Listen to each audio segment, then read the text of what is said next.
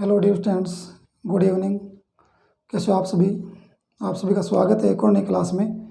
और आप सभी का, जैसा कि आपको ऑलरेडी बताया गया था कि आज की जो अपनी क्लास होगी उस क्लास में हम बात करने वाले हैं मॉडल्स के बारे में। लेकिन इससे पहले कि हम आपको थोड़ा सा मॉडल्स की अपनी क्लास स्टार्ट करें, डियर स्टूडेंट्स, आज की अपनी जो बात करें तो आज से अपने जो हिंदू मास के अनुसार अगर बात करें, हिंदू वर्ष के अगर अनुसार बात करें तो आज का जो डे है वो श्रावण मास आज से स्टार्ट हो रहा है, आज से शुरू हो रहा है। और श्रावण मास की अगर बात करें तो इस महीने में, या यूँ कहूँ कि पूरे महीने भर में देवों के देव महादेव या गॉड शिव की पूजा अर्चना हम करते हैं। और जो भी हमारी मनोकामना होती है या जो भी हमारी इच्छा होती है वो हम उनसे मांगते हैं, उनसे अपनी इच्छा पूरी करने के लिए जो भी अपनी पूजा अर्चना होती है या जो भी हम व्रत वगैरह उसमें करते हैं। तो डियर स्टूडेंट्स, आज से श्रावण मास स्टार्ट हो गया है और ये पवित्र मास एक महीने तक आपका कंटिन्यू चलता है। तो इसी महीने को जो शुरुआत हो रही है अपनी मॉडल्स के साथ हो रही है। तो आज मैं फिर से नई क्लास लेकर हाजिर हैं और आप सभी के लिए मैं गॉड शिव से या देवों के देव महादेव से, भोलेनाथ से मैं यही प्रार्थना करूँगा कि गॉड आप सभी को सद्बुद्धि दे और इसके साथ जो भी आपकी इच्छाएँ हों, जो भी आपके सपने हों, वो पूरा करने में आपकी पूरी भरपूर मदद करे। आपके लिए सिर्फ इतना है कि आप उस उद्देश्य के लिए, उस मकसद के लिए मेहनत करते रहें, कोशिश करते रहें। बाकी चीज़ें गॉड पर छोड़ दीजिए, क्योंकि हमारे पास में सिर्फ मेहनत है। हम केवल मेहनत कर सकते हैं। मेहनत के अलावा जो भी चीज़ें होती हैं, चाहे वो आपका, जैसे आप लक बोलते हो, वो लक हो या फिर जैसे रिजल्ट हो, वो सारी चीज़ें हम केवल एक गॉड पर छोड़ देंगे। हमारे हाथ में से मेहनत है तो मेहनत करें। तो आई होप कि ये चीज़ें आपको पसंद आ गई होंगी और गॉड शिव को या उनका आशीर्वाद लेते हुए आज अपनी क्लास हम स्टार्ट करते हैं। आप सभी के लिए गॉड से मैं यही प्रार्थना करूंगा कि आप सभी को अच्छी शिक्षा दे, अच्छी आपको सद्बुद्धि मिले, अच्छे आप एजुकेशन प्राप्त करें। अपना जो भी आपका लक्ष्य है, जो भी आपकी उम्मीदें हैं, जो भी आपके सपने हैं, वो आपके पूरे हों। इन्हीं उम्मीदों के साथ या इन्हीं आशाओं के साथ आज अपनी क्लास स्टार्ट करने वाले हैं। और आज के जो, जैसा कि मैंने बताया था, आज की अपनी जो क्लास है उस क्लास में हमें बात करने वाले हैं डिस्टेंस मॉडल्स की।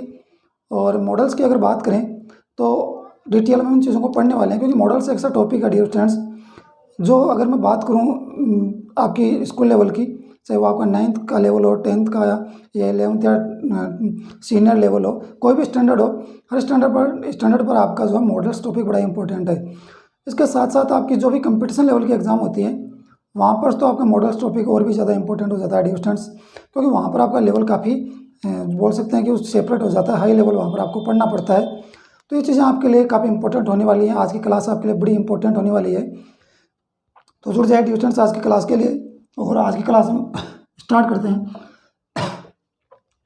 सबसे पहले देखिए हम बात करें ऑक्सिलरीज एंड मॉडल्स की। तो ध्यान रखिए, यहाँ पर ऑक्सिलरीज मैंने लिखा है और यहाँ पर ओब्लिक में मैंने मॉडल्स भी लिखा है। तो ध्यान रखिए, ऑक्सिलरीज क्या होती है और मॉडल्स क्या होती हैं। ध्यान रखिए डियर स्टूडेंट्स, दोनों देखा जाए तो अलग अलग हैं और दोनों को देखा जाए तो दोनों का कॉम्बिनेशन है। दोनों एक भी होती हैं और दोनों नहीं भी होती। कैसे नहीं होती, दोनों अलग अलग किस प्रकार से होती हैं और दोनों में क्या डिफरेंस होता है और क्या उसकी डेफिनेशन होती है, या फिर दोनों में कनेक्शन क्या होता है, क्या दोनों में रिलेशन होता है, क्या हम ऑक्सिलरी की जगह मॉडल्स का यूज़ कर सकते हैं या क्या मॉडल्स की जगह ऑक्सिलरीज का यूज़ कर सकते हैं, क्या इनमें वो डिफरेंस होने वाला है, क्या इन चीज़ों को हमें एक के स्थान पर दूसरे को रिप्लेस कर सकते हैं। ये सारी चीज़ें हम समझेंगे।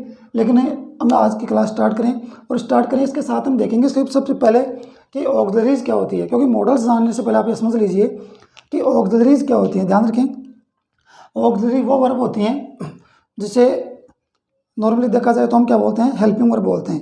क्योंकि ऑक्सिलरीज जो आपकी वर्ब होती है, ऑक्सिलरीज वर्ब को ही या ऑक्सिलरी वर्ब को हमें और सिंपल वे में कहें तो ये हेल्पिंग वर्ब होती है। क्या होती है स्टूडेंट्स, हेल्पिंग वर्ब। अब जैसे अमूमन देखा जाता है कि हेल्पिंग वर्ब जो होती है वो आपकी जो मेन वर्ब होती है, या यूँ कहूँ कि the form of the verb होती है आपकी, उसके साथ आप उससे जस्ट पहले इसका यूज़ कर दिया जाता है। किसका, हेल्पिंग वर्ब का या ऑक्सिलरी वर्ब का।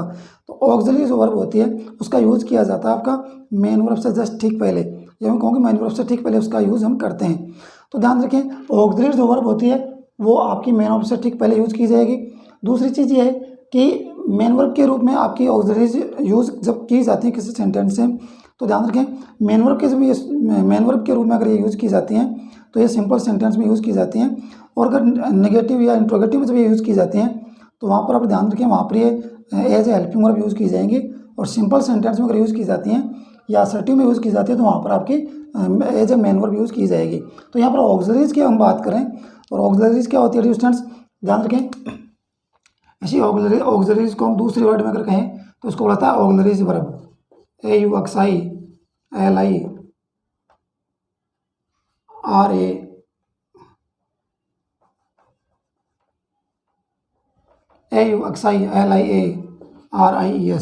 Auxiliaries verbs.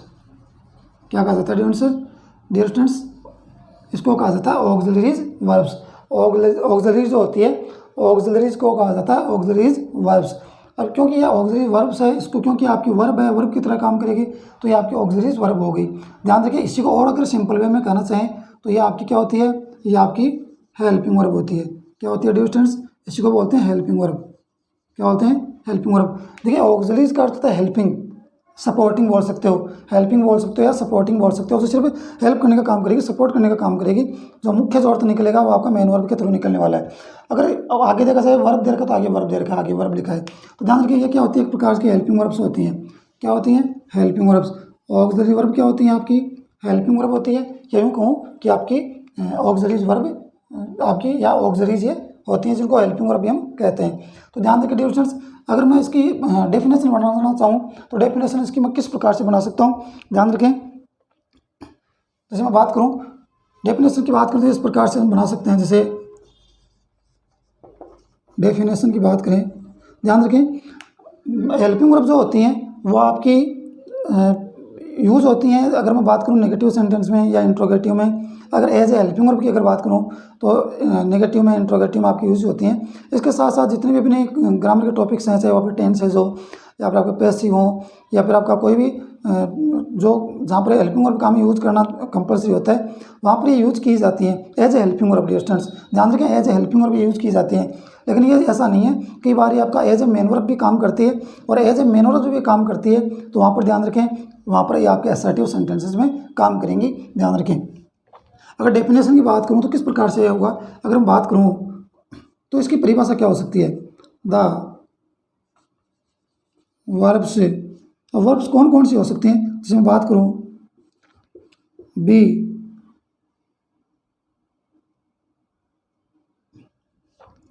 इसके साथ बात करूँ आपकी हैव और डू। ध्यान से करिए students, the verbs be, have, do when used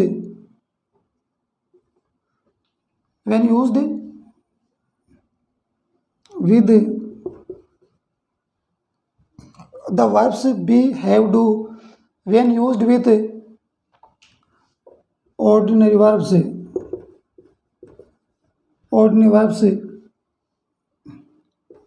to make tenses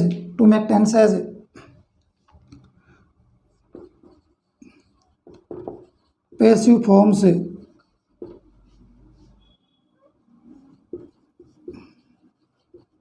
interrogatives negatives। देखिए distance, the verbs when used with ordinary यहाँ पर हो जाएगा ऑर्डिनरी वर्ब्स। क्या हो जाएगा डिस्टेंस, ऑर्डिनरी, यहाँ पर मैं बात कर सकता हूँ ordinary verbs with when used with ordinary verbs to make tenses, passive forms, interrogatives, negatives.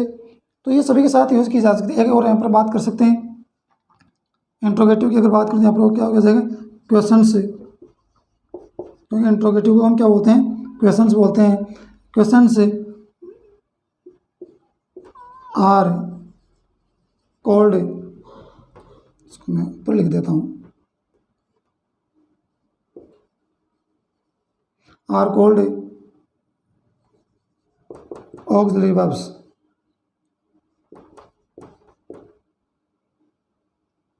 Auxiliaries, या फिर मैं लिख सकता हूँ ऑक्सिलरी वर्ब्स।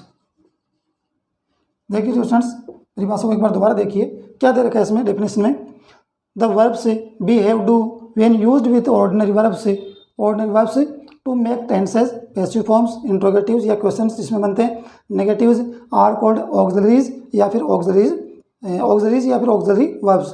तो ध्यान रखिए है क्या, पहले समझ लीजिए कि वर्ब से कोई भी वो जो आपकी वर्ब है कोई भी हो सकती है, जिसमें मेन रूप से देखा जाए तो क्या है, बी फॉर्म हो सकती है। और बी फॉर्म के अलावा बी फॉर्म की बात करो कौन कौन से हो सकती है, बी फॉर्म में आपका इज आ गया, आपका एम आ गया, आपका आर आ गया, या फिर इसके अलावा आपका वाज आ गया, आपका वर आ गया, ये सारी की सारी जो वर्ब है। इसके अलावा बीन आ गया, is am are was were, इसके अलावा आपका जो है बीन इसमें आपका आ जाता है। इसके अलावा देखिए हैव में आपका हैज आ गया, हैव आ गया, इसके अलावा आपका हेड भी आ जाता है। और डू में देखिए आपका डू में क्या आएगा, आपका डू आएगा, डज आएगा और डिड आएगा। ये सभी के सभी इनके क्या है, इनके पार्ट बोल सकते हैं, फॉर्म हो सकते हैं। तो सभी के सभी वर्ड जो मैंने आपको बताई हैं द वर्ब से बी हैव डू इनके ये खुद या फिर इनके कोई form when used with ordinary verbs, ये सभी के सभी अगर किसी ऑर्डिनरी वर्ब, अब ध्यान देखिए ऑर्डिनरी वर्ब कौन सी होती हैं। ऑर्डिनरी वर्ब की अगर मैं बात करूं तो ऑर्डिनरी जिसको हम बात करते हैं मेन वर्ब, जिनको आप क्या बोलते हो, मेन वर्ब।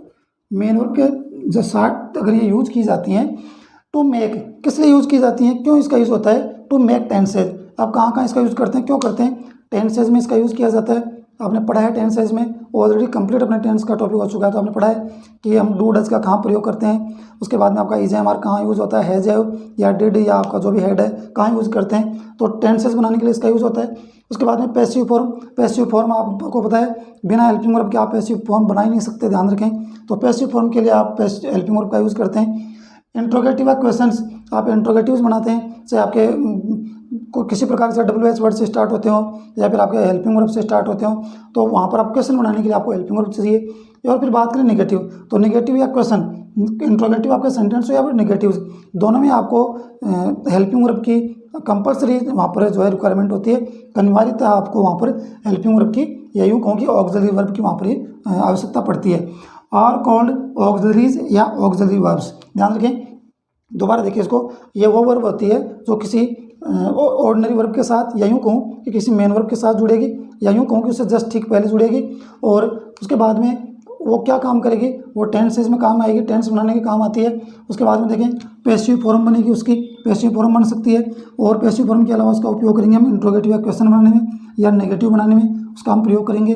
और ये वर्ब अगर इस प्रकार से यूज की जाती हैं किसी सेंटेंसेज में, तो वो क्या कहलाती हैं, वो ऑक्सिलरीज या फिर ऑक्सिलरी वर्ब कहलाती हैं डियर स्टूडेंट्स। तो आई होप की परिभाषा आपको समझ में आ गई होगी।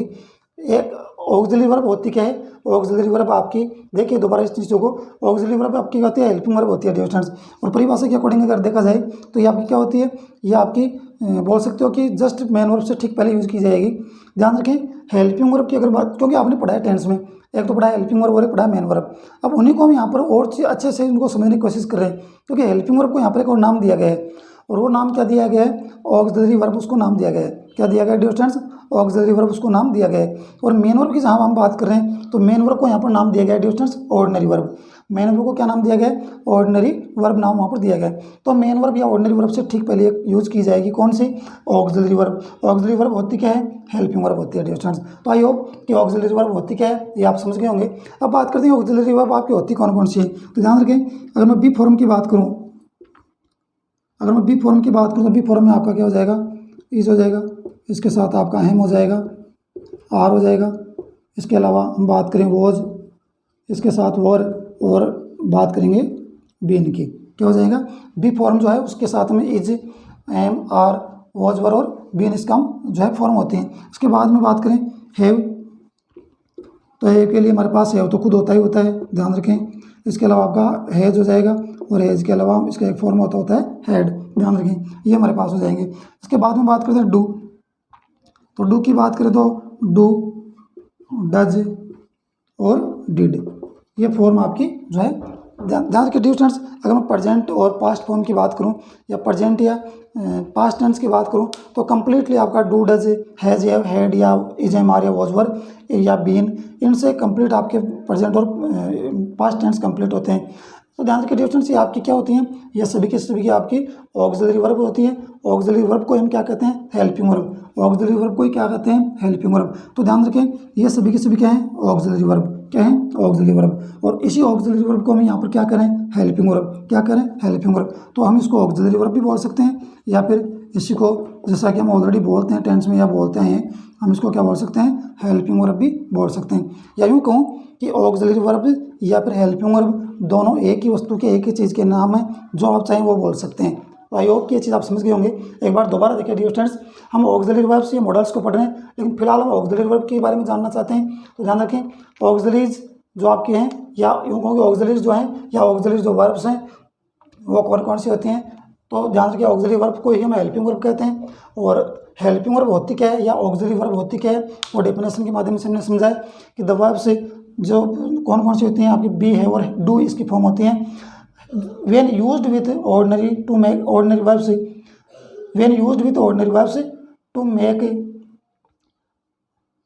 Make tenses, passive forms, interrogative या क्वेश्चंस, नेगेटिव्स और आर कॉल्ड ऑक्सिलरीज। ये ध्यान रखें, ये अगर ये यूज़ की जाती है किसी सेंटेंसेज में, या यूँ कहूँ कि किसी ऑर्डिनरी वर्ब से ठीक पहले या उसके साथ यूज़ की जाती हैं, तो ये आपकी क्या कहलाती हैं, ये आपकी ऑक्सिलरीज वर्ब कहलाती हैं, ऑक्सिलरी वर्ब कहलाती हैं। और ऑक्सिलरी वर्ब का ही दूसरा जो नाम दिया गया वो क्या दिया गया, ध्यान रखें स्टूडेंट्स, उसका नाम दिया गया हेल्पिंग वर्ब। तो इनको हम आपका ऑक्सिलरी वर्ब भी बोल सकते हैं और हम क्या बोल सकते हैं, हेल्पिंग वर्ब भी बोल सकते हैं। ध्यान रखें, इनका प्रयोग कहाँ किया गया है, इन सभी का प्रयोग किया गया है मेन वर्ब से जस्ट ठीक पहले। ये चीज़ ध्यान रखें, हेल्पिंग वर्ब का या ऑक्सिलरी वर्ब का प्रयोग कहाँ किया जाता है, ऑक्सिलरी वर्ब का प्रयोग, या यूँ कहूँ कि जो आपकी ऑक्सिलरी वर्ब है या हेल्पिंग वर्ब है, इन दोनों का हम प्रयोग कहाँ करते हैं, दोनों का जो यूज़ करते हैं वो मेन वर्ब से ठीक पहले करते हैं। कहाँ करते हैं, मेन वर्ब से ठीक पहले। अगर असर्टिव सेंटेंस की अगर बात करूँ तो, और अगर नेगेटिव में चले जाएंगे तो वहाँ अलग तरीके से इसका यूज़ होने वाला है, और इंट्रोगेटिव में आपको जानते हो स्टार्टिंग में यूज़ होता है। तो ये सेंटेंस के फॉर्मेट के अनुसार, उसके स्ट्रक्चर के अनुसार इसका यूज़ हम करते हैं, ध्यान रखें। लेकिन अगर नॉर्मली देखा जाएगा तो इसका यूज़ किया जाएगा वो आपका मेन वर्ब से ठीक पहले किया जाएगा। और बात करें अगर उसको जगह जिसकी चेंज हो जाती है, तो वो सेंटेंस की स्ट्रक्चर किस प्रकार की है, नेगेटिव है तो उसका स्ट्रक्चर अलग प्रकार से होने वाला है, और अगर इंट्रोगेटिव है तो इंट्रोगेटिव में आपकी स्टार्टिंग में आने वाली है। तो आप इतना ध्यान रखें कि ऑक्सिलरी वर्ब जो है वो मेन वर्ब के साथ या ऑर्डिनरी वर्ब के साथ यूज़ की जाती है, और यूज़ आपकी स्टार्टिंग में भी हो सकती है या फिर बीच में भी यूज़ हो सकती है, ध्यान रखें। तो आई होप कि ये चीज़ आप समझ गए होंगे। तो ये आपके लिए थी ऑक्सिलरी वर्ब्स क्या होती हैं और ऑक्सिलरी वर्ब्स की डेफिनेशन क्या होती है। ऑक्सिलरी वर्ब्स को हम क्या बोलते हैं, हेल्पिंग वर्ब बोलते हैं। क्या बोलते हैं डियर स्टूडेंट्स, हेल्पिंग वर्ब बोलते हैं। तो आई होप कि ये चीज़ आप समझ गए होंगे। उसके बाद में हम बात करने वाले डियर स्टूडेंट्स मॉडल्स की। अब हम मॉडल्स पर चलते हैं, और मॉडल्स की बात करें तो मॉडल्स अपनी किस प्रकार से हम करेंगे या इसको किस प्रकार से समझने वाले हैं। तो ये जो आपने अभी ऑक्सिलरी वर्ब को समझा है, ये अगर आपकी चीज़ क्लियर है तो मॉडल्स को समझने में आपको ज़्यादा दिक्कत आएगी नहीं। तो चलिए अब मॉडल्स पर चलते हैं और किस प्रकार से मॉडल्स अपनी होने वाली हैं समझते हैं उसको।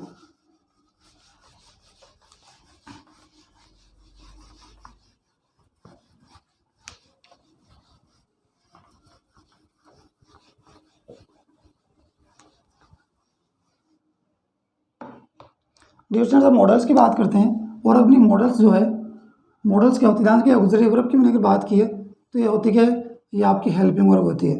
ये मैंने आपको ऑलरेडी बता दिया क्या होती है, हेल्पिंग वर्ब। और सॉरी, इसको मैं एक बार, ये क्या होती है आपकी ऑक्सिलरी वर्ब्स होती हैं।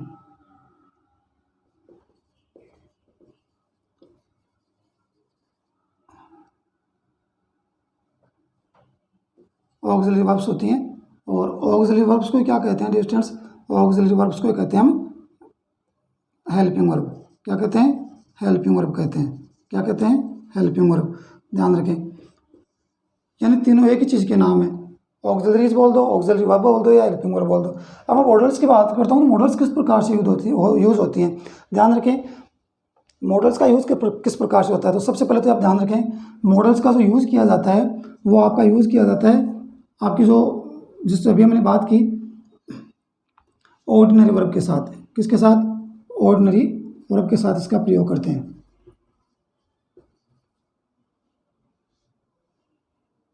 ऑर्डिनरी वर्ब, जिस ऑर्डिनरी वर्ब की बात अभी हमने ऑक्सिलरीज में की है कि ऑक्सिलरी वर्ब के साथ, ऑर्डिनरी वर्ब के साथ उसका यूज़ होता है।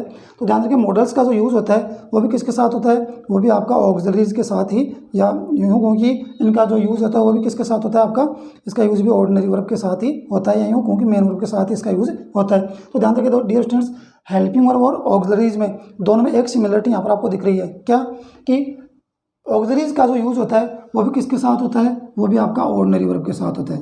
किसके साथ होता है, ऑर्डिनरी वर्ब के साथ, ध्यान रखें। और देखा जाए तो मॉडल्स का जो यूज हो रहा है वो भी किसके साथ हो रहा है, मॉडल्स का आपका यूज हो रहा है वो भी किसके साथ हो रहा है, वो भी ऑर्डिनरी वर्ब के साथ ही हो रहा है। तो दोनों का यूज़ हो रहा है, और दोनों का यूज़ किसके साथ हो रहा है, आपका मेन वर्ब के साथ, या यूँ कहूँ कि ऑर्डिनरी वर्ब के साथ इनका यूज़ हो रहा है। तो एक सिमिलरिटी आपको यहाँ देखने को मिल रही है। इसके बाद में देखते हैं कि ऑर्डिनरी वर्ब के साथ इसका प्रयोग तो किया जाता है, लेकिन किस प्रकार से इसका प्रयोग हम करते हैं। लेकिन इससे पहले आप ध्यान रखें कि ऑर्डिनरी वर्ब के साथ इसका प्रयोग तो होता है, तो फिर हम इसको ऑक्सिलरी वर्ब के साथ जब इसमें इतनी सिमिलरिटी है, या यूँ कहूँ कि ऑर्डिनरी वर्ब के साथ दोनों यूज़ होती है, तो फिर हम मॉडल्स को और आपकी जो ऑक्सिलरी वर्ब हैं, या यूँ कहूँ कि हेल्पिंग जो वर्ब है, उनको हम एक साथ क्यों नहीं पढ़ते हैं। क्या दोनों के जो यूजेज हैं उनमें क्या कोई डिफरेंस है, या उनमें किस प्रकार का कोई डिफरेंस आने वाला है, किस प्रकार के उनके कोई ऐसे फॉर्मूले हैं, कोई फैक्ट हैं, कोई रूल हैं जो हमें इन दोनों को अलग करते हैं। तो ध्यान रखें, ये चीज़ें हमें पता चलेगी, लेकिन इससे पहले हमें ये पता करना पड़ेगा कि इसकी डेफिनेशन क्या होती है, परिभाषा क्या होती है। ध्यान रखें, परिभाषा की अगर बात करूँ तो क्या हो सकती है मॉडल्स की परिभाषा, वो आपको समझना पड़ेगा। डियर स्टूडेंट्स, मॉडल्स की अगर बात करें तो मॉडल्स की परिभाषा की बात करें तो मॉडल्स है क्या, पहले समझ लीजिए। मॉडल्स भी क्या होती हैं, मॉडल्स भी आपकी क्या होती हैं, द वर्ब्स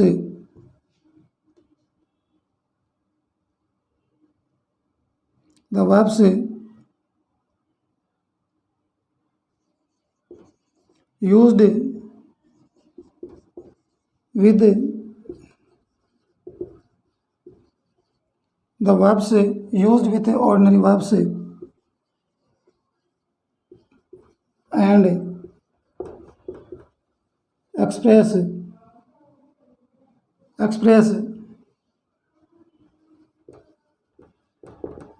meaning such, क्या हो जाएगा students,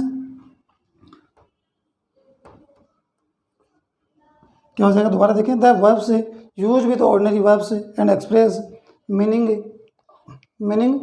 such as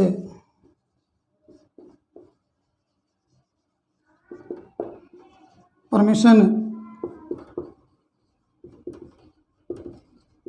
possibility, certainty and necessity, etc.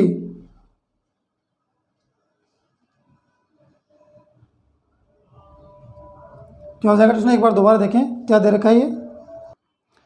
The verbs used with ordinary verbs and express meanings such as permission, possibility, certainty and necessity are called modal verbs. क्या दे रखा है students, are called modal verbs.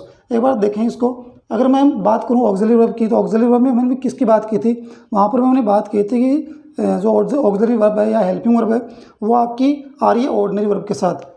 किसके साथ आ रही है, ordinary verb बोल दो या आपकी मेन वर्ब बोल दो, वहाँ पर वो किसके साथ यूज़ की जा रही है, वो आपकी यूज़ की जा रही है मेन वर्ब के साथ। और यहाँ पर अगर देखा जाए मॉडल की परिभाषा की, अगर मैं बात करूँ मॉडल्स की परिभाषा की, तो ये भी क्या है, ये भी आपकी यूज़ की जा रही है ऑर्डिनरी या मेन वर्ब के साथ, और ये मेन वर्ब के साथ ही यूज़ की जाएगी तो ये इसकी सिमिलरिटी हो गई। लेकिन इसमें थोड़ा डिफरेंस आ गया, थोड़ा इसमें अंतर आ गया कि वहाँ पर यहाँ पर ये क्या कर रही है, एक्सप्रेस मीनिंग यानी ये कुछ अलग अंदाज में भाव, या यूँ कहूँ कि मनोस्थिति, या यूँ कहूँ कि आपको कुछ ना कुछ एक्सप्रेस करके देगी, कोई अर्थ आपको नहीं देने वाली है, कोई भाव और मनोभाव व्यक्त करने वाली है।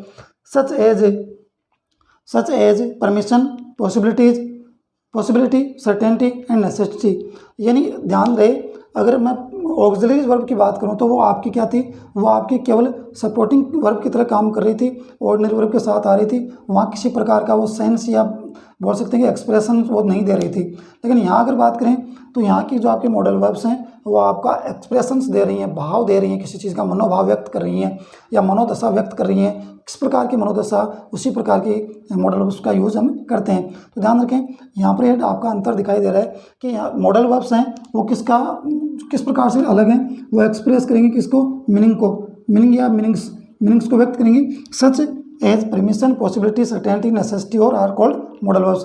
तो ये इसमें थोड़ा अंतर है कि मॉडल वर्ब्स जो है वो किसी सेंटेंस में यूज होने के बाद में, जहाँ तक ऑर्डिनरी वर्ब में ऑर्डिनरी वर्ब के साथ या यूँ कहूँ कि मेन वर्ब के साथ यूज तो हो जाएगी, ये तो सिमिलरिटी है, लेकिन जो मीनिंग है, जो मनोभाव है या जो अर्थ है वो अभिव्यक्त करने का जो काम करेगी, जो मनोभाव या यूँ कहूँ कि ये जो भी आपकी फीलिंग्स होती हैं, जो भी आपकी मनोदशा होती है, या जैसे परमिशन है, पॉसिबिलिटी है, सर्टेनिटी है, नेसेसिटी है, इन सब चीज़ों को परमिशन आपकी आज्ञा होती है, पॉसिबिलिटी आपकी संभावना होती है, इसको प्रोबेबिलिटी आप बोलते हो, सर्टेनिटी होती है आपकी निश्चितता होती है, किस चीज़ के लिए प्रति आप निश्चित हो जाते हो, या नेसेसिटी होती है आवश्यकता। तो ये सभी चीज़ें होती हैं जो जिसका मनोभाव, जिस भाव के अकॉर्डिंग वो यूज की जाती हैं, वो सारी की सारी वर्ब्स क्या होती हैं, वो सारी की सारी आपकी क्या होती हैं, मॉडल वर्ब्स होती हैं। क्या होती है डियर स्टूडेंट्स, सभी की सभी क्या होती हैं, मॉडल वर्ब्स। क्या होने वाले डियर स्टूडेंट, मॉडल वर्ब्स।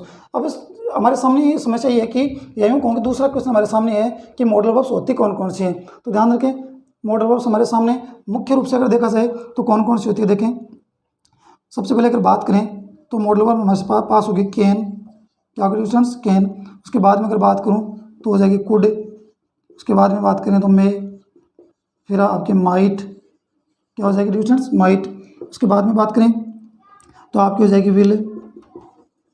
उसके बाद में बात करें सेल, वुड, शुड, वुड और शुड। उसके बाद में देखें, उसके बाद में बात करेंगे मस्ट। उसके बाद में हो जाएगा ought to, ought to। उसके बाद में बात करेंगे डेयर, और डेयर के बाद में बात करेंगे नीड। डेयर के बारे में बात करने वाले हैं नीड या नीड नॉट, जो भी है, नीड या नीड नॉट भी हो सकता है। तो ध्यान रखें, मॉडल वर्ब्स की डेफिनेशन आपके सामने है कि ये किसी सेंटेंस में ऑर्डिनरी वर्ब के साथ यूज की जाएगी, और ऑक्सिलरी वर्ब भी मॉडल के साथ, यूँ कहूँगी ऑर्डिनरी वर्ब के साथ यूज होती है। ऑर्डिनरी वर्ब होती क्या है, ऑर्डिनरी वर्ब के बारे में आपको ऑलरेडी मैं बता चुका कि ऑर्डिनरी वर्ब क्या होती है आपकी, ऑर्डिनरी वर्ब होती है, इसको आप टेंस की भाषा में बोलते हो मेन वर्ब। क्या बोलते हो, मेन वर्ब, ये आपकी मेन वर्ब होती है। तो ऑर्डिनरी वर्ब के साथ इसका यूज होगा, इसका यूज ऑर्डिनरी मेन वर्ब के साथ आपके ऑक्सिलरी वर्ब का भी होता है। तो ये दोनों में सिमिलरिटी है कि दोनों मेन वर्ब के साथ यूज होंगे। फिर बात करते हैं कि यहाँ डिफरेंस क्या है, यहाँ अंतर है, क्योंकि दोनों एक साथ हम पढ़ते क्यों नहीं है, एक साथ उनको पढ़ते नहीं क्यों, मॉडल्स को अलग क्यों पढ़ते हैं, ऑक्सिलरीज को अलग क्यों पढ़ते हैं, या फिर यूँ कहूँ कि दोनों का जो यूज़ करने का जो तरीका है वो सेंटेंस में अलग अलग क्यों है। तो ध्यान रखें, यहाँ इसमें डिफरेंस है कि वो केवल सपोर्टिंग वर्ब की तरह काम करती थी। ध्यान रखें, जो आपके ऑक्सिलरी वर्ब्स हैं, या यूँ कहूँ कि जो आपकी हेल्पिंग वर्ब वो सपोर्टिंग वर्ब की तरह काम करेगी, हेल्पिंग केवल हेल्प करने का काम करेगी। लेकिन बात करें अगर आपकी हेल्पिंग वर्ब की, या यूँ कहूँ कि मॉडल्स वर्ब की अगर बात करूँ, तो ये क्या करेगी, ये सेंटेंस में ऑर्डिनरी वर्ब के साथ यूज हो जाएगी।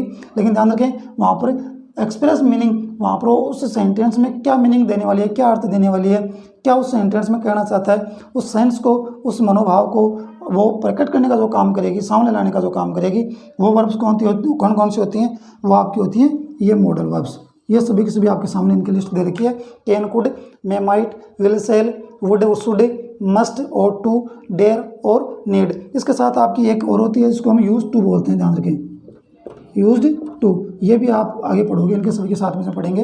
तो ये आपके सारी की सारी मॉडल्स होते हैं स्टूडेंट्स। तो ये रही आपकी मॉडल्स की डेफिनेशन, और उस मॉडल डेफिनेशन और इसके साथ कुछ इसके जो प्रकार हैं वो, और इससे जस्ट ठीक पहले हमने पढ़ा है ऑक्सिलरी वर्ब क्या होती है, और ऑक्सिलरी वर्ब के परिभाषा क्या होती है, और उसके क्या कौन कौन से प्रकार हो सकते हैं वो हमने पढ़े हैं। अब ध्यान रखिए स्टूडेंट्स, इन दोनों का कनेक्शन क्या होता है, किस प्रकार से जुड़ती हैं। ध्यान रखिए, मॉडल्स आपकी या ऑक्सिलरी वर्ब आपकी यूज की आती हैं। ऑक्सिलरी वर्ब अगर हेल्पिंग वर्ब की बात करूं तो ये आपकी यूज होती है किसके साथ, ये आपकी यूज होती है आपकी मेन वर्ब के साथ। और मेन वर्ब को क्या बोला जाता है, मेन वर्ब को बोला जाता है ऑर्डिनरी वर्ब। ध्यान रखें, ऑर्डिनरी वर्ब जो है उसी को मेन वर्ब बोला जाता है, और दोनों एक ही नाम है। और दोनों के साथ किसका यूज होता है, हेल्पिंग वर्ब का। किसका यूज होता है, हेल्पिंग वर्ब का। लेकिन अगर मॉडल्स की बात करूँ तो मॉडल्स में भी ये चीज़ लागू होती है। मॉडल्स भी किसके साथ यूज होती हैं, मॉडल्स भी यूज होती हैं आपकी ऑर्डिनरी वर्ब के साथ। और ऑर्डिनरी वर्ब क्या होती है आपकी मेन वर्ब। कहने का मतलब ये है डियर स्टूडेंट्स, अगर इन शॉर्ट में कहूँ तो चाहे वो आपकी मॉडल्स हो या फिर आपकी हेल्पिंग वर्ब या ऑक्सिलरी वर्ब, दोनों का ही यूज हम करते हैं आपके ऑर्डिनरी या मेन वर्ब के साथ, दोनों का यूज़ करते हैं। तो ध्यान रखिए, जब दोनों का यूज़ एक ही वर्ब के साथ या एक ही प्रकार की वर्ब के साथ यूज़ हो रहा है, तो जब हम ऑक्सिलरी वर्ब को अगर हेल्पिंग वर्ब बोल सकते हैं, जब ऑक्सिलरी वर्ब आपकी या हेल्पिंग वर्ब आपकी, यूँ कहूँगी ऑक्सिलरी वर्ब अगर आपकी मेन वर्ब के साथ यूज़ हो जाती है तो उसको हम हेल्पिंग वर्ब बोलते हैं। तो मॉडल्स भी तो आपकी मेन वर्ब के साथ यूज़ हो रही हैं, मॉडल्स भी तो हेल्पिंग वर्ब, मॉडल्स भी तो मेन वर्ब के साथ यूज़ हो रही हैं। जब मॉडल्स मेन वर्ब के साथ यूज़ हो रही हैं तो इनको भी हम क्या बोल सकते हैं, इनको भी हम हेल्पिंग वर्ब बोल सकते हैं, या यूँ कहेंगे कि इनको भी हम हेल्पिंग वर्ब बोलते हैं। ध्यान रखें, मॉडल्स को भी हम क्या बोलेंगे, हेल्पिंग वर्ब। तो ध्यान रखें, दोनों में कॉमन चीज़ें आ गई। दोनों का जो यूज़ किया जा रहा है वो यूज़ किया जा रहा है एक ऑर्डिनरी वर्ब के साथ या मेन वर्ब के साथ, यानी दोनों केवल सपोर्टिंग वर्ब की तरह काम कर रही हैं। और ये अलग चीज़ है कि मॉडल्स में वो अलग अलग मनोभाव व्यक्त करने के लिए अलग अलग मॉडल्स का यूज़ करते हैं। इसके बाद में बात कर रहे हैं कि दोनों का यूज़ मेन वर्ब के साथ या ऑर्डिनरी वर्ब के साथ यूज़ हो रहा है। ऑक्सिलरी वर्ब मेन वर्ब के साथ यूज़ होती है, इसलिए इसको हेल्पिंग वर्ब कहते हैं। तो मॉडल भी तो आपकी ऑर्डिनरी वर्ब के साथ यूज़ हो रही है, तो इसको भी हम हेल्पिंग वर्ब बोल सकते हैं। तो अब देखिए, दोनों को हम क्या बोल रहे हैं, हेल्पिंग वर्ब। ऑक्सिलरी वर्ब को भी हेल्पिंग वर्ब बोल रहे हैं और मॉडल्स को भी क्या बोल रहे हैं, हेल्पिंग वर्ब। तो अब ध्यान रखिए डिफरेंस, अब मैं बोल सकता हूँ कि मॉडल्स क्या होती हैं, मॉडल्स भी एक प्रकार की हेल्पिंग वर्ब होती हैं। एक चीज़ आपको क्लियर हो गई होगी डिफरेंस कि अब हमने ये चीज़ सिद्ध कर ली है, ये चीज़ प्रूव कर ली है हमने कि ऑक्सिलरी वर्ब आपकी हेल्पिंग वर्ब होती हैं, और ऑक्सिलरी वर्ब अगर आपकी हेल्पिंग वर्ब होती हैं तो मॉडल्स भी आपकी क्या होती हैं, हेल्पिंग वर्ब होती हैं। क्यों होती हैं, क्योंकि आपकी ऑक्सिलरी वर्ब आपकी मेन वर्ब के साथ यूज़ होती हैं, और वो मेन वर्ब के साथ यूज़ होने के साथ वो आपकी सपोर्टिंग वर्ब की तरह हेल्पिंग वर्ब आपकी बन जाती हैं। मॉडल्स आपकी मेन वर्ब के साथ यूज़ होती हैं, सिमिलर है दोनों में, इसलिए इनको भी क्या बोला जाता है, हेल्पिंग वर्ब बोला जाता है। डियर स्टूडेंट्स, यहाँ तक अगर आपको कंप्लीट है तो अब हम आगे चलें, क्योंकि यहाँ पर तक हमने एक चीज़ क्लियर कर लिया है कि हेल्पिंग वर्ब आपकी ऑक्सिलरी जो वर्ब होती हैं वो हेल्पिंग वर्ब होती हैं, और इसके साथ साथ आपकी जो मॉडल्स होती हैं उनको भी हम क्या बोलते हैं, उनको भी हम हेल्पिंग वर्ब बोल सकते हैं। यानी यूँ कहूँ कि आपकी जो भी वर्ब होती हैं उनमें हेल्पिंग वर्ब नाम के दो पार्ट हो सकते हैं। जो भी आपकी वर्ब होती हैं, ध्यान रखें, उस वर्ब में ऑक्सिलरी वर्ब में दो पार्ट हो सकते हैं। उसमें आपके हेल्पिंग वर्ब का वाला जो पार्ट है उसमें आपके दो पार्ट हो सकते हैं। उसमें अगर बात करें ऑक्सिलरी वर्ब में, तो आपकी मेन वर्ब की बात करें तो आपकी हेल्पिंग वर्ब आपकी ये इस तरफ आ रही है जिसको ऑक्सिलरी वर्ब आप बोल रहे हो, और यहाँ बात करें मॉडल्स भी किस में आएगी, हेल्पिंग वर्ब में आएगी। ये अलग अलग डिवाइड होंगे, जैसे आपकी मैंने बी फॉर्म बताई, या फिर आपका हैव फॉर्म बताई, या फिर इसके अलावा आपका डू फॉर्म बताई। तो ये सारी की सारी आप स्टडी करते हो टेंस में, लेकिन यहाँ मॉडल्स आपका अलग से टॉपिक है। और इसके अलावा जो भी आपको मॉडल्स यहाँ पर दिखाई दे रही हैं, जो सेंटेंस के मीनिंग के अनुसार, उसके अर्थ के अनुसार यूज़ की जाएंगी मेन वर्ब के साथ, तो ये सारी की सारी मॉडल्स हैं, ये आपकी यूज़ की जाएंगी अलग स्ट्रक्चर के अनुसार, या यूँ कहूँ कि अलग इनके एक्सप्रेशन के अनुसार, अलग अलग मनोभाव के अनुसार। तो ये ध्यान रखिए, इनको हम क्या बोलते हैं, मॉडल्स बोलते हैं। तो यहाँ तक आपको कंप्लीट समझ में आ गया होगा डियर स्टूडेंट्स। अब चलते हैं आगे, और आगे बात करने वाले हैं कि इसके यूजेस किस प्रकार से हैं। तो मॉडल्स की बात करें तो मॉडल्स के यूज़ किस प्रकार से, मॉडल्स का यूज़ हम कितने प्रकार से कर सकते हैं, किस प्रकार से इनका यूज़ होने वाला है डियर स्टूडेंट्स। तो चलिए अभी बात करने वाले हैं इसके यूजेस किस प्रकार से हैं।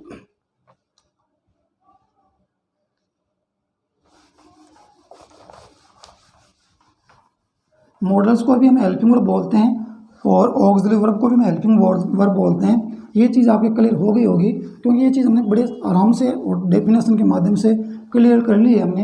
अब हम बात करने वाले हैं डियर स्टूडेंट्स कि इनका यूजेस किस प्रकार से होता है।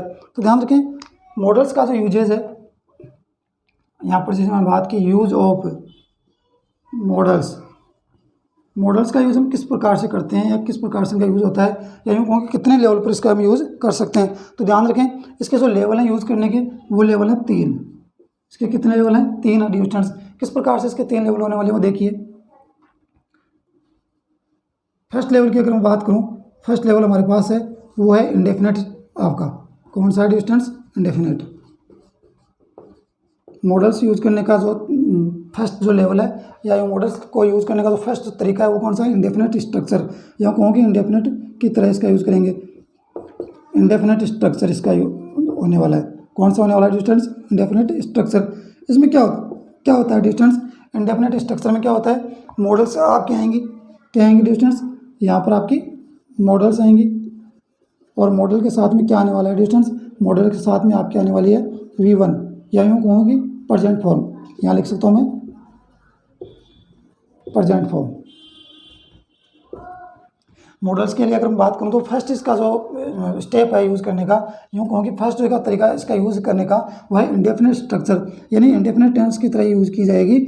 उसमें क्या होगा, मॉडल्स के साथ यूज़ किया जाएगा V1 का, और V1 क्या होती है ये आप टेंस में अच्छे समझ चुके हैं। V1 होती है आपकी present form of the verb, present form of the verb होती है। कहने का मतलब ये कि मॉडल के साथ किसका यूज़ किया जाएगा, मॉडल के साथ आपका यूज़ होने वाला है डिस्टेंस मेन वर्ब की जो है फर्स्ट फॉर्म का, यूँ क्योंकि मेन वर्ब की जो है प्रेजेंट फॉर्म का यूज़ होने वाला है। उसके बाद में बात करें तो सेकंड वन जो स्ट्रक्चर वो कौन सी हो जाएगी, सेकंड वन स्ट्रक्चर की बात करते हैं आपकी हो जाएगी कंटिन्यूस स्ट्रक्चर। कौन सी हो जाएगी डिस्टेंस, कंटिन्यूस स्ट्रक्चर हो जाएगी, कंटिन्यूस स्ट्रक्चर हो जाएगी। ये आपकी सेकंड स्टेप है। कौन सा डिस्टेंस, सेकंड स्टेप। इसमें क्या होता है, इसमें बात करें तो मॉडल्स आपकी होगी, मॉडल्स यूज़ होगी, इसके साथ में यहाँ पर बी फॉर्म आएगी। क्या आएगा डिस्टेंस, बी फॉर्म यहाँ पर यूज़ की जाएगी। कहने का मतलब बी यूज आपका मॉडल के साथ में क्या यूज़ किया जाएगा, बी यूज़ किया जाएगा। बी फॉर्म नहीं, बी फॉर्म आपकी जो है बी की जो मेन वर्ब है, यानी क्योंकि बी की जो प्रेजेंट फॉर्म है वो यहाँ पर यूज़ की जाएगी। मॉडल्स के साथ में क्या यूज़ किया जाएगा, बी यूज़ किया जाएगा। और उसके बाद में आपको यूज़ करना पड़ेगा V1 के साथ ING। ध्यान रखें, V1 के साथ क्या यूज़ करना है, ING। प्रेजेंट फॉर्म है और प्रेजेंट के फॉर्म के साथ में आप क्या यूज़ कर रहे हो, ING। ING मेन वर्ब में यूज़ कर रहे हो, इसलिए ध्यान रखें यहाँ पर कंटिन्यूस है, क्योंकि अब इसलिए ये होता है ना डिस्टेंस के जहाँ पर हमने कंटिन्यूस शब्द यूज़ कर दिया वहाँ पर ING फॉर्म आना निश्चित है, चाहे वो बी फॉर्म क्या है या फिर मेन वर्ब की। तो ध्यान रखें, मॉडल के साथ बी फॉर्म आएगी, उसके बाद में मेन वर्ब में या यूँ कहूँ कि V1 में क्या जुड़ जाएगा, ING आपका यूज़ हो जाएगा। और ING यूज़ हो जाएगा, इसी कंटिन्यूस स्ट्रक्चर को हम प्रोग्रेसिव स्ट्रक्चर भी बोलते हैं। उसके बाद में देखिए डिस्टेंस, उसके बाद की स्ट्रक्चर क्या है, थर्ड आपकी स्ट्रक्चर बनेगी, वो बनेगी आपकी परफेक्ट स्ट्रक्चर। क्या बनेगी, परफेक्ट स्ट्रक्चर। थर्ड वन आपकी बनने वाली है परफेक्ट स्ट्रक्चर। और परफेक्ट स्ट्रक्चर की अगर मैं बात करूँ तो इसमें क्या बनने वाला है, यहाँ अगर मैं बात करूँ तो मॉडल्स आएगी, उसके बाद में आपको हैव यूज़ करना है। और हैव यूज़ करने के बाद में ध्यान रखें, क्योंकि आपने हैव यूज़ कर दिया है तो यहाँ पर क्या आएगी, V3 का प्रयोग किया जाएगा। यानी यूँ बोल सकता हूँ कि पास्ट पार्टिसिपल का यूज़ किया जाएगा। किसका यूज़ किया जाएगा डिस्टेंस, पास्ट पार्टिसिपल का हम यूज़ इसमें करने वाले हैं। क्योंकि V3 को हम क्या बोलते हैं, पास्ट पार्टिसिपल। V2 को हम क्या बोलते हैं, पास्ट फॉर्म। और V1 को क्या बोलते हैं, प्रेजेंट फॉर्म। ध्यान रखें, जो मॉडल है, मॉडल को जो यूज़ करने के जो अलग अलग तरीके हैं, अलग अलग बोल सकते हैं कि मॉडल को हम कितने स्टेप में इसको यूज़ कर सकते हैं, कितने प्रकार की इसमें स्ट्रक्चर बन सकती है। तो ध्यान रखें, इंडेफिनेट फर्स्ट बन रही है और इसमें ध्यान रखें मॉडल के साथ में V1 आने वाला है। दूसरी कंटिन्यूस बन रही है जिसमें आप मॉडल के साथ में बी यूज़ करोगे और उसके बाद में भी मेन वर्ब में ING यूज़ कर दोगे। उसके बाद में परफेक्ट स्ट्रक्चर बन रही है, इसमें हम क्या करेंगे, इसमें मॉडल के साथ हैव यूज़ करेंगे और हैव के साथ में क्या यूज़ करने वाले स्टूडेंट्स, हैव के साथ में थर्ड फॉर्म यूज़ करने वाले हैं। ये ऑफिशियल में यूज़ करते हैं, हैव के साथ में थर्ड फॉर्म यूज़ करते हैं। इसके बाद में देखिए इनके एग्जाम्पल देखते हैं कि किस प्रकार से यूज़ होते हैं। देखिए जैसे सबसे पहले अगर बात करूँ तो इसके एग्जाम्पल की बात करूँ तो यहाँ पर अगर बात करें तो इस एग्जाम्पल की बात करें तो क्या होंगे, जैसे मैं बात करूँ सी कैन स्पीक जर्मन। ध्यान रखें, सी कैन स्पीक जर्मन, यानी वो जर्मन जो लैंग्वेज है, यानी क्योंकि जर्मन लैंग्वेज जो है वो बोल सकती है। तो she can speak English, she can speak German, German language वो बोल सकती है। उसके बाद में बात करें वी शुड वर्क हार्ड। क्या हो जाएगा distance, we should work hard. ये आपका सेकंड वन सेंटेंस है। ध्यान रखें, ये आपका सेकंड सेंटेंस हो गया। देखिए उसके बाद में अगर कंटिन्यूस की बात करें तो कंटिन्यूस में क्या हो जाएगा डिस्टेंस, कंटिन्यूस की बात करें तो यहाँ पर हम बात करें यहाँ एग्जाम्पल की तो हो जाएगा he may be sleeping at this time. He may be sleeping at this time, हो सकता है कि वो इस समय सो रहा हो। क्या हो गया डिस्टेंस, हो सकता है कि वो इसमें सो रहा हो। उसके बाद में देखिए next one, children must be playing in the ground. क्या हो गया distance, children must be playing in the ground. उसके बाद में थर्ड वन जो स्टेप है वो कौन सी आपकी, थर्ड वन आपकी स्टेप हो जाएगी, वो आपकी हो जाएगी डिस्टेंस परफेक्ट वाली। और परफेक्ट वाले में किस प्रकार के सेंटेंस करते हैं, मॉडल्स के साथ में हैव आएगा और हैव के बाद में क्या आएगा डिस्टेंस, हैव के बाद में आपका जो है थर्ड फॉर्म आने वाला है। तो किस प्रकार से एग्जाम्पल हम करेंगे, देखते हैं एग्जाम्पल के थ्रू। ये आपकी स्ट्रक्चर बन रही है इस प्रकार की, इसको इस प्रकार से हम ले लेते हैं ताकि दिक्कत ना हो समझने में। इस प्रकार से हम इसको समझ लेते हैं। इसके बाद में अगर बात करें थर्ड वन स्टेप वो कौन सी है आपकी, परफेक्ट वाली। थर्ड वन कौन सी है, परफेक्ट वाली। देखिए थर्ड वन की अगर बात करूं परफेक्ट में तो किस प्रकार से हम इसके एग्जांपल बना सकते हैं। देखिए डिस्टेंस यहाँ पर हम बात करें you you should have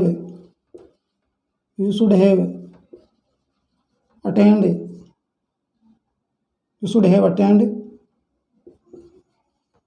you should have attend the function, you should have attend the function last day। क्या हो जाएगा distance, you should have attended हो जाएगा डिस्टेंस, क्या हो जाएगा अटेंडेड, क्योंकि शुड हैव के साथ में थर्ड फॉर्म आएगी, you should have attended the function last day. उसके बाद में नेक्स्ट वन देखिए, Alia might have taken your book. क्या हो जाएगा डिस्टेंस, एक बार दोबारा देखें, पूरी जो भी हमने अब तक लिखा है समझा है, पूरे को एक बार दोबारा देखें। हम बात करें मॉडल्स की, और मॉडल्स की भी अगर बात करें तो हम यहाँ पर इसके यूजेस पढ़ रहे हैं, या किस प्रकार के कौन कौन से स्टेप में इसके यूज़ हम कर सकते हैं। तो ध्यान रखें, मॉडल्स का जो यूज होता है वो आपका 3 अलग अलग स्टेप में होता है। डिस्टेंस कितने स्टेप में होता है, 3 अलग अलग स्टेप में इसका यूज होता है। फर्स्ट वन की बात करते हो इंडेफिनेट स्ट्रक्चर हो गई, जिसमें हम बात करते हैं मॉडल्स के साथ V1 का या प्रेजेंट फॉर्म का यूज़ किया जाता है। एग्जाम्पल की बात करते हो, देखिए सी कैन स्पीक जर्मन, तो देखिए कैन के साथ में स्पीक यानी मॉडल के साथ में V1 का प्रयोग किया गया है। किसका प्रयोग किया गया है, V1 का। उसके बाद में देखिए वी शुड वर्क हार्ड, यहाँ पर क्या मॉडल के साथ में V1 का प्रयोग किया गया, ध्यान रखें, मॉडल कैन और V1 स्पीक। उसके बाद में we should work hard, should main verb आपकी मॉडल है, और वर्क क्या है आपका काम करना, यानी मॉडल के साथ में किसका प्रयोग किया गया है, V1 का प्रयोग किया गया है। तो आई होप कि एग्जाम्पल आप समझ गए होंगे।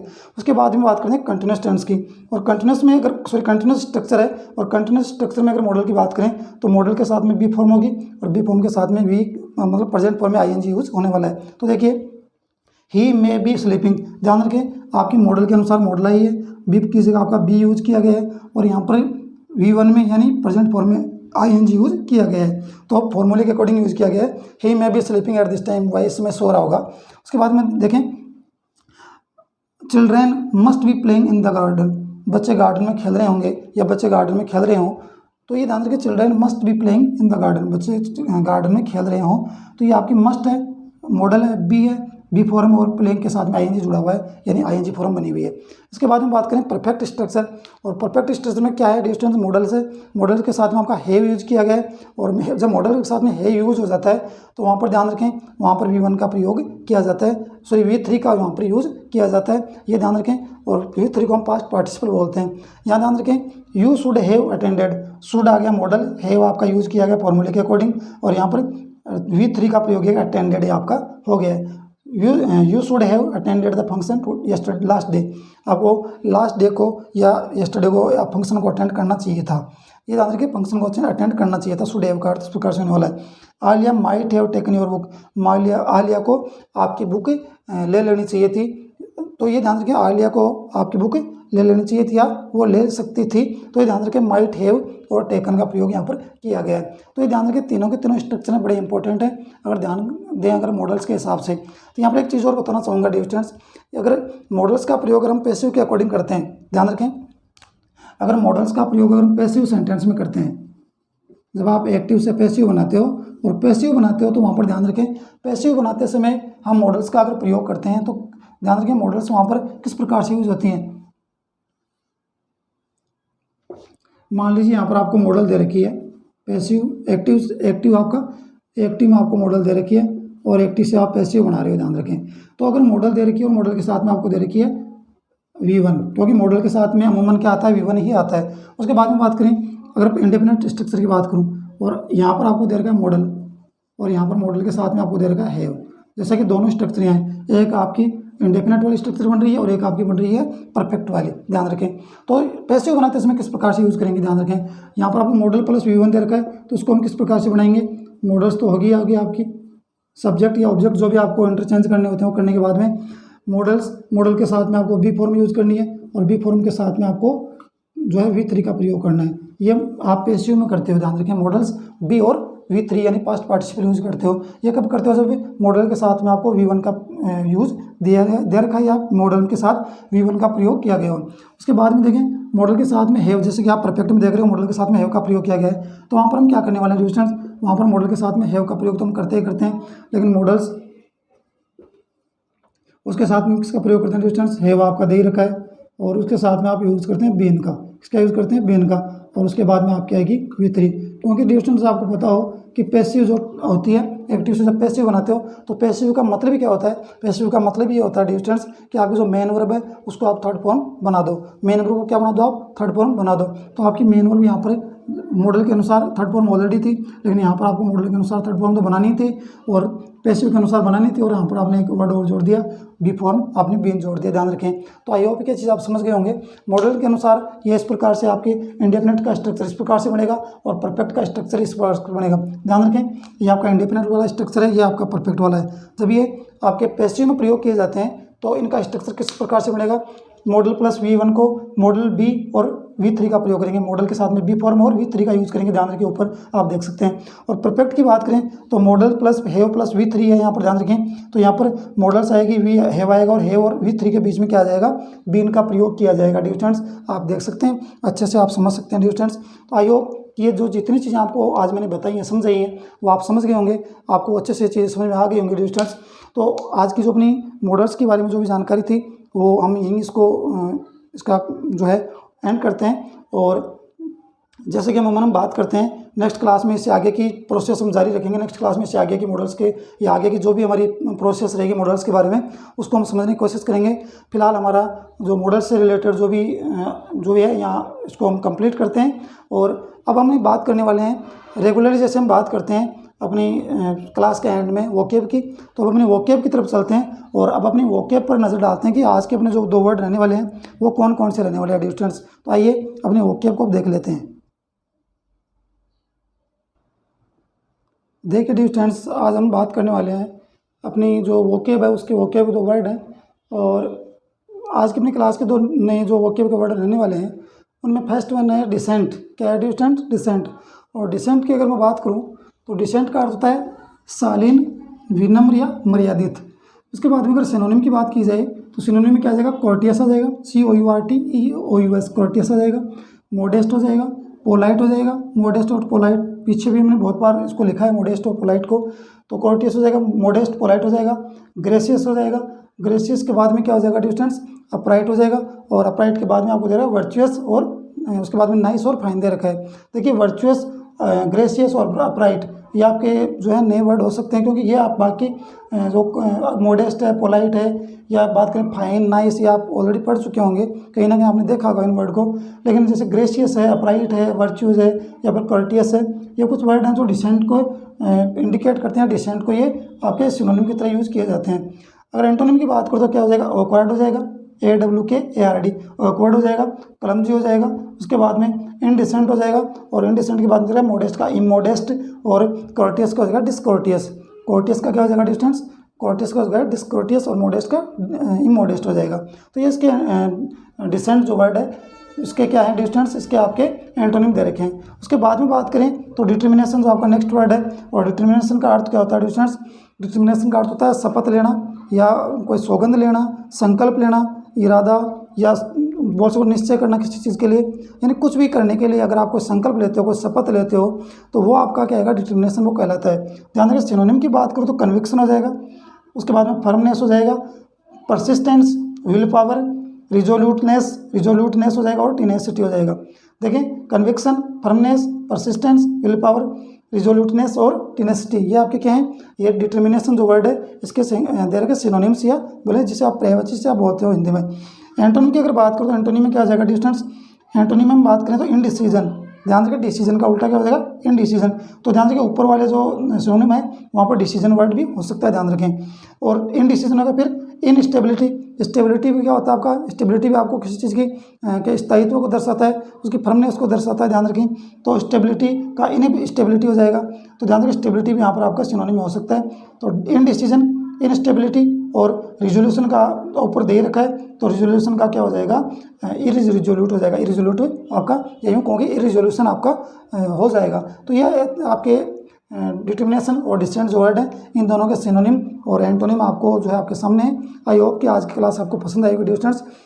एक बार फिर मैं आपको ये चीज़ बता दूं कि मॉडल्स जो आपका टॉपिक है, उस टॉपिक को अगर आप आपके सब्जेक्ट में है, और वो टॉपिक अगर आपके बोल सकता हूँ कि इसके साथ साथ अगर आपके मॉडल्स टॉपिक के साथ साथ अगर पैसिव का टॉपिक भी आपके सिलेबस में दे रखा है, चाहे आपकी कोई भी स्टैंडर्ड हो, चाहे वो स्कूल एजुकेशन हो या फिर आपका कंपटीशन लेवल, तो उसमें अगर आपके मॉडल्स टॉपिक है या फिर पैसिव टॉपिक है, दोनों में ही अगर आप देखना चाहें तो ये आज की जो क्लास है ये बड़ी इंपॉर्टेंट है। डियर स्टूडेंट ध्यान रखें, क्योंकि मॉडल्स जब आती हैं तो पैसिव किस प्रकार के उसके बनाने वाले हैं और मॉडल्स का हम कितने लेवल पर उसका हम यूज़ करते हैं, इंडेफिनेट, कंटीन्यूअस और परफेक्ट लेवल पर कैसे उसका यूज़ करते हैं, ये चीज़ें आज बड़ी इंपॉर्टेंट थी और बड़ी इंपॉर्टेंट आगे रहने वाली है जब तक आप इसकी स्टडी करोगे।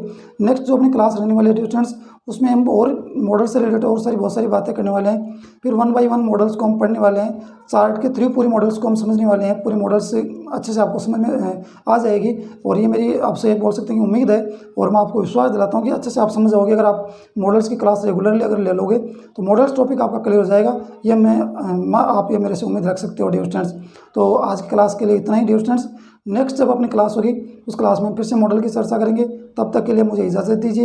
एक बार फिर से आप सभी को श्रावण मास का ये पवित्र महीना स्टार्ट हो गया है, इसके लिए आप सभी को बहुत बहुत धन्यवाद, बहुत बहुत आपको बधाइयाँ कि श्रावण मास में भगवान शिव, भगवान गॉड, देवों के देव महादेव आप सभी पर उसकी कृपा बनी रहे, सभी के लिए, सभी आपके लिए जो उसकी आपकी मनोकामना वो पूरी करे और सभी आपके प्रति आप उसके प्रति आपकी श्रद्धा रहे, सभी के प्रति आप अच्छा करते रहो। इन्हीं उम्मीदों के साथ, इन्हीं बोल सकते हो इन्हीं आशाओं के साथ अब मैं आपसे विदा लेता हूँ। नेक्स्ट क्लास में जल्द आपसे मुलाकात होगी, तब तक के लिए आप मुझे इजाज़त दीजिए। नमस्कार, good night and thank you so much for watching this class.